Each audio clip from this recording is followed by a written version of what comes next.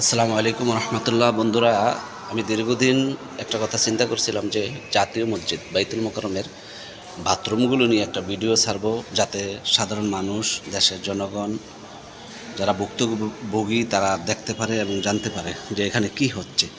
আপনারা একটা জিনিস দেখেন, আমি ভিডিওর মাধ্যমে আজকে দেখাবো জাতীয় মসজিদের বাথরুমগুলো অবস্থা গত 1 বছর বা 1.5 বছর ধরে একই অবস্থা। দেখেন, এটা একটা জাতীয় মসজিদ, এখানের বাথরুমগুলো আমার মনে হয় জাতীয়। আমার যদি বল না হয়, বাথরুমগুলো জাতীয় হবে। এই দেখেন, জাতীয় মসজিদের বাথরুমের অবস্থা এরকম। এই একটা দেখেন, এই বাথরুমটা প্রায় 2 বছর ধরে একই অবস্থা।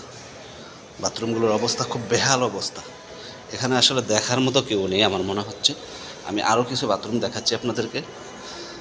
এই বাথরুমগুলো গত টোটালি হিসাব করলে, এই একটা বাথরুম দেখেন দীর্ঘদিন ধরে বন্ধ আছে। দীর্ঘদিন ধরে এই 2টা বাথরুম বন্ধ। আমি আরও কিছু বাথরুম দেখাই। এই দেখেন, এই একটা বাথরুম, এটাও দীর্ঘদিন ধরে বন্ধ।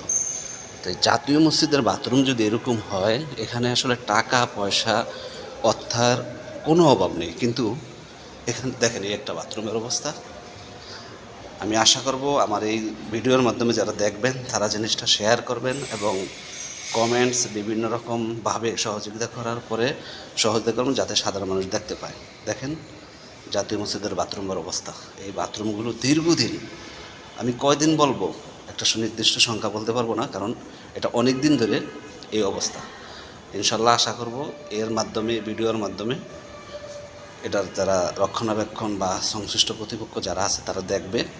দেখার পরে আশা করি এটা প্রয়োজনীয় ব্যবস্থা নেবে, যাতে সাধারণ মানুষ যারা মুসল্লি আসে, নামাজ পড়তে আসে, এরা যাতে আর কষ্ট না হয়, এদের যাতে আর কষ্ট দুর্দশা না হয়। এর থেকে কীভাবে মুক্তি পাওয়া যাবে, কীভাবে উত্তরণ হবে, এই ব্যবস্থা করবে। ধন্যবাদ সবাইকে।